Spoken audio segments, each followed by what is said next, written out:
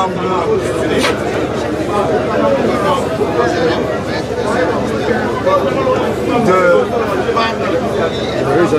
des choses, des informations, la plupart fausses, qu'on débite par-ci par-là. Ngai, moi, na bino, nazali toujours debout. Makanisi nangai, maele nangai, bombo nangai nyoso, ezalaka mpona bolambu ya peuple. Tango nalekaka soki botelemisi ngai, boposer moi problème, oyo mwa moke ezalaka nazangaka te pour soulager la peine na bino. Tozala obele elongo, tosambela nzambe, tokokenda liboso.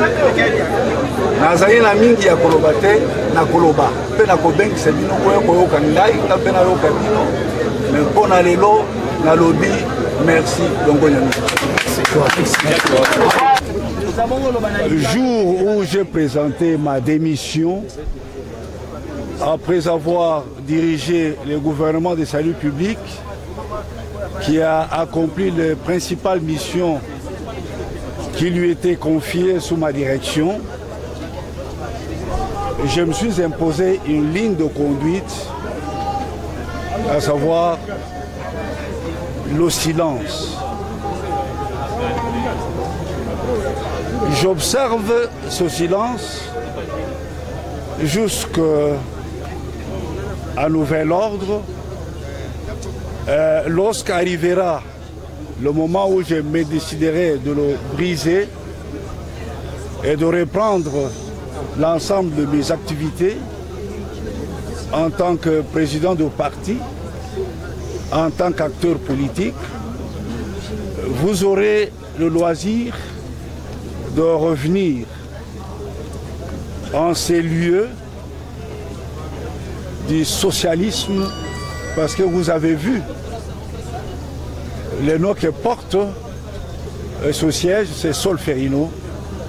J'aurai ainsi l'occasion de vous parler et de dire ce que je pense sur la marche, sur notre chère patrie. Mais pour l'heure, je suis ravi de constater que vous êtes venus nombreux à l'appel du cabinet pour vous abreuver de la vérité. Dans tout ce que les hommes peuvent faire, ils doivent privilégier la manifestation de la vérité. Le contraire de la vérité, c'est le mensonge. Et un grand philosophe disait qu'un mensonge, même répété un million de fois, ne se transformera jamais en vérité. Et donc, comme je viens de le souligner, j'observe encore ce silence que je me suis imposé. Et dans quelques semaines, dans quelques mois, je serai contraint à briser ce silence et donc je parlerai. Vous savez que je ne parlais que pour dire des choses essentielles et je le dirai. Si ce n'est pas un secret, vous parlez d'un moment propice pour parler. Quels sont les événements précurseurs de ces moments si ce n'est pas un secret? Je préfère ne pas le dire. Je vous appellerai pour vous dire ce que je pense de la marche de notre pays. Et je veux m'étendre sur l'ensemble de secteurs d'aspect parce que je le maîtrise parfaitement étant donné que j'ai eu à diriger avec succès le gouvernement de la République qui a eu toutes ces performances qui ont été signalées, vantées ici et là et même au-delà des océans. Je vous remercie. Et ce document, je vais le mettre à votre disposition. Et là-dessus, malgré les multiples contingentements financiers, je vous annonce que toutes les rémunérations ont été payées intégralement depuis le début du mandat jusqu'à notre sortie. Et avant de sortir, il est de coutume que des indemnités de sortie soient payées, représentant 6 mois de salaire. Ces indemnités ont été payées. Et le document que voici, que je vais encore vous donner, atteste bien que l'ensemble du personnel du cabinet a été payé. Il n'y en a pas eu pas un seul. Et les institutions concernées, que je vais citer tout à l'heure, n'ont enregistré aucune revendication, aucune réclamation. Alors le document, pour une meilleure compréhension, pour le paiement de ces indemnités de sortie, voici la procédure qui avait été suivie. Le ministère du Budget a procédé à la liquidation, le ministère des Finances à l'ordonnancement, la Banque centrale au décaissement des fonds qui ont été orientés vers une banque privée qui avait été choisie par le ministère du Budget et des Finances. Et c'est chez Equity Bank. C'est là que tous ces fonds ont été logés et un compte a été ouvert au profit de chaque membre de cabinet qui a dû toucher l'argent à partir de son compte et a utilisé son argent à sa guise. J'insiste, tout cela a été fait sans aucune interférence de la primature. Donc la primature n'est intervenue ni de loin ni de près dans cette procédure. Je vous donne lecture.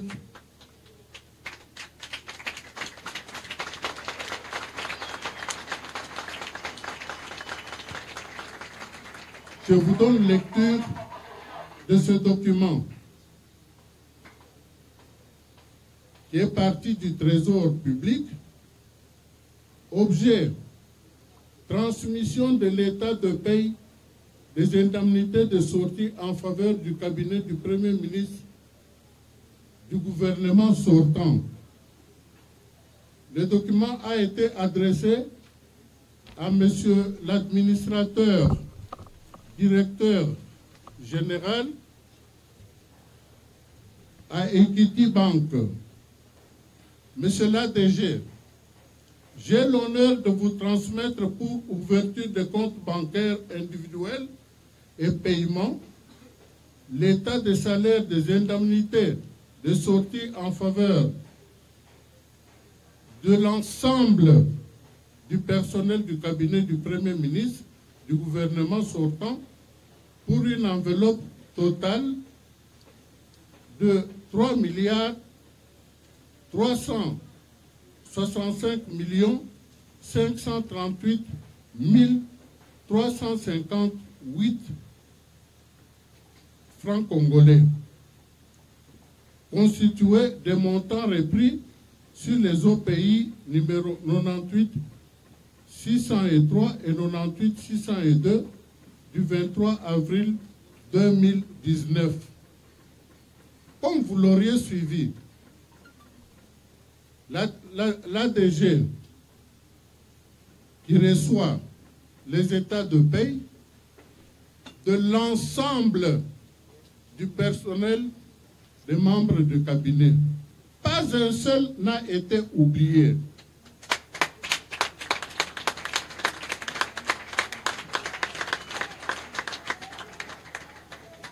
Et à la fin, ni la banque Equity, ni le ministère des Finances, ni celui de Budget n'ont enregistré aucune réclamation.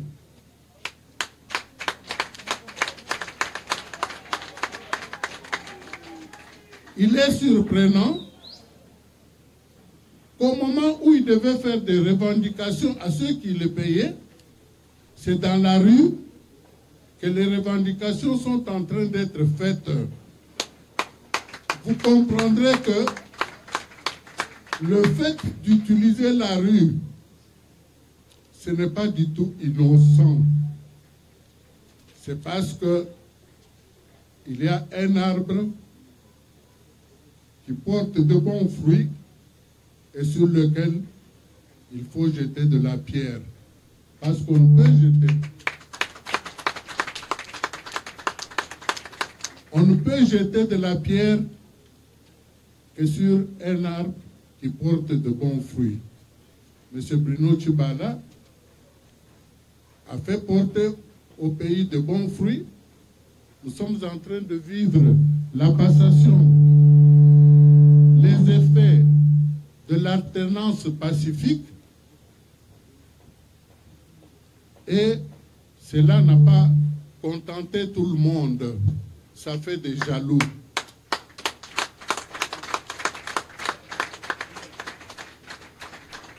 C'est un monsieur qu'il faut protéger. Je pourrais même dire que il est l'or pour ce pays. Parce que des gens comme ça, on en trouve rarement. Tshibala viva!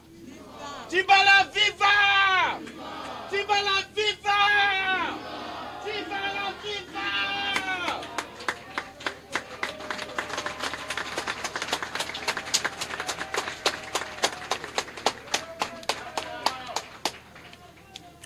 Alors, au 20 mai 2019, le Premier ministre déposait sa démission et celle de tout son gouvernement. Il va de soi que le cabinet devait cesser d'exister parce que le géniteur du cabinet venait de déposer sa démission.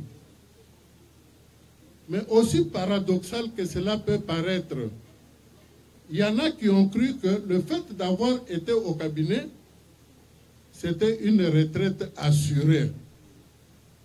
Ils ont cru qu'ils allaient avoir des paiements même en dehors des prestations au cabinet. Or, le salaire, c'est une rétribution d'une prestation. C'est ainsi qu'à la même date, le directeur de cabinet a pris une note de service que voici. Fin de prestation des arriérés, complément de rémunération, conseiller chargé d'études et cellule management politique. Après le paiement des indemnités de sortie des membres du cabinet, il est mis fin aux prestations des conseillers chargés d'études et membres de la cellule de management politique à la primature. Aussi, seule une équipe restreinte est spécialement retenue pour les besoins de la remise et reprise.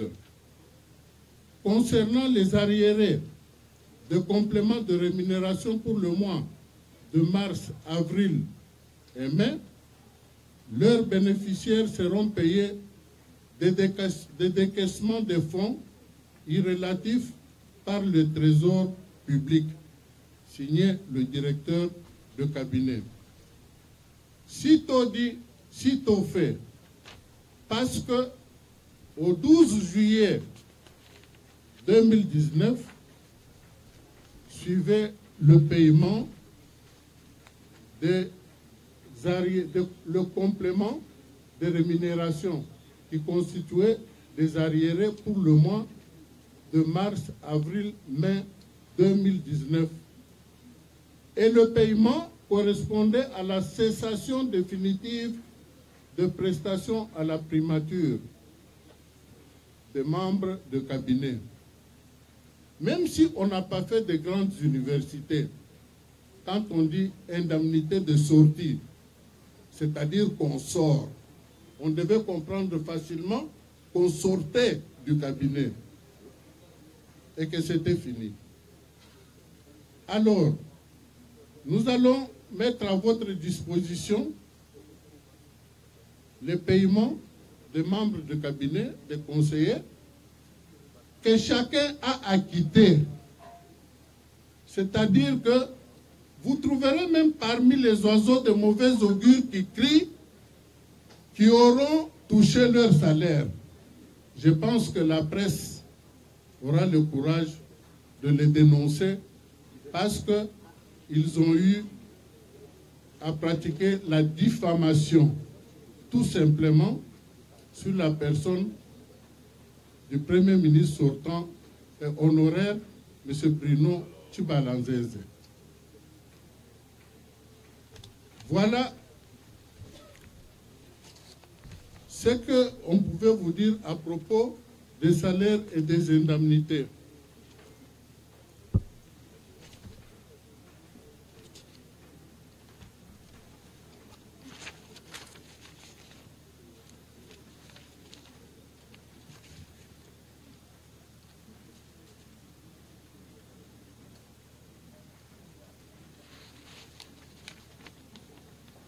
Que l'on n'ait pas l'impression que parce que nous avons été sous ces ordres, qu'il n'y a pas eu de témoignage sur sa personne. Tous ces documents, je vais les mettre à votre disposition. Ici, il s'agit des témoignages de son Excellence, M. Tambo Mwamba, qui à cette époque était ministre d'État, ministre de la Justice et garde des Sceaux sur le Premier ministre Bruno Tshibala-Nzenze. Je vous en donne la lecture. On ne gère pas l'État avec les émotions. Vous l'avez géré sans état d'âme. Personne, Monsieur le Premier ministre, n'a de leçons à vous donner sur la démocratie. Vous avez accepté d'être crucifié à l'issue des négociations du centre interdiocésain pour sauver le processus électoral et nous amener là où nous sommes arrivés aujourd'hui.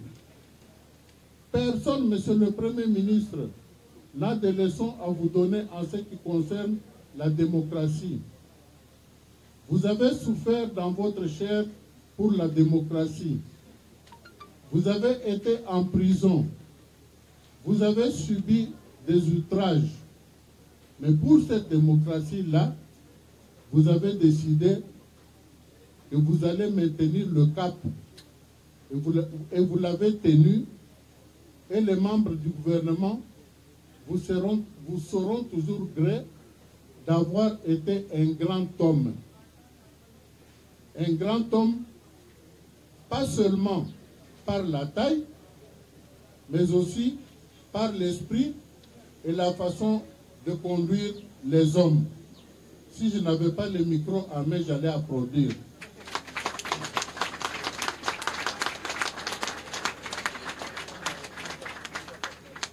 Votre mission n'était pas facile. J'ai lu pas mal d'ouvrages des premiers ministres sur le rôle ingrat de cette mission. Vous êtes passé par toutes ces étapes-là et vous les avez surmontées. Aujourd'hui, vous devez faire abstraction de ceux qui ont cherché à vous humilier, car cela n'a aucune espèce d'importance à partir du moment où vous avez travaillé pour la République. Vous avez travaillé pour notre patrimoine commun, qui est le Congo, et vous êtes un grand patriote, M. Bruno Tshibala. Merci infiniment pour le travail accompli. Vous allez partir tête haute. Mes collègues, membres du gouvernement et moi-même pourront toujours témoigner de votre grandeur d'âme et de votre dimension d'homme politique. il n'y en a pas beaucoup comme vous. Vous n'êtes pas entré dans la politique pour faire de l'argent.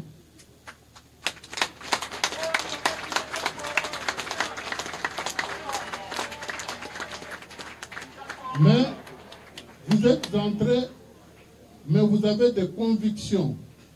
Je sais de quoi je parle. Je demande à tous mes collègues ici présents et à tous les invités de vous applaudir